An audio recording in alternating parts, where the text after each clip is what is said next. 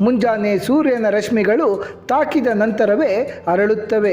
ಇದು ಪ್ರಕೃತಿಯ ನಿಯಮ. ಆದರೆ ಆ ನಿಯಮವನ್ನು ಉಲ್ಲಂಘಿಸಿ ಇಲ್ಲೊಂದು ಪುಷ್ಪವು ರಾತ್ರಿಯ ಸಮಯದಲ್ಲಿ ಮಾತ್ರ ಅರಳುತ್ತದೆ. ಅಷ್ಟು ಮಾತ್ರವಲ್ಲದೆ ಮುಂಜಾನೆಯಾಗುವುದರೊಳಗೆ ಬಾಡಿ ಹೋಗುತ್ತದೆ. ವರ್ಷದಲ್ಲಿ ಕೇವಲ ಒಮ್ಮೆ ಮಾತ್ರ ಅರಳುವಂತಹ ಅಪರೂಪದ ದೇವಪುಷ್ಪವಿದು. ಈ ಅಪರೂಪದ ಹೂವಿನ ಹೆಸರೇ ಬ್ರಹ್ಮಕಮಲ. ನಮ್ಮ ಸನಾತನ ಹಿಂದೂ ಧರ್ಮದ ಧಾರ್ಮಿಕ ನಂಬಿಕೆಯ ಪ್ರಕಾರ ಬ್ರಹ್ಮಕಮಲ ಪುಷ್ಪಕ್ಕೆ ವಿಶೇಷ ಸ್ಥಾನಮಾನವಿದೆ. ಬ್ರಹ್ಮಕಮಲ ದೇವಪುಷ್ಪ. ದೇವಲೋಕದಿಂದ ಭೂಲೋಕಕ್ಕೆ ಇಳಿದು ಬಂದಂತಹ ಒಂದು ಪ್ರಮುಖವಾದ ಹೂವೇ ಬ್ರಹ್ಮಕಮಲ. ಈ ಪುಷ್ಪದ ಹೆಸರಿನ ಹಿಂದೆ ಒಂದು ಪೌರಾಣಿಕ ನಂಬಿಕೆ ಇದೆ.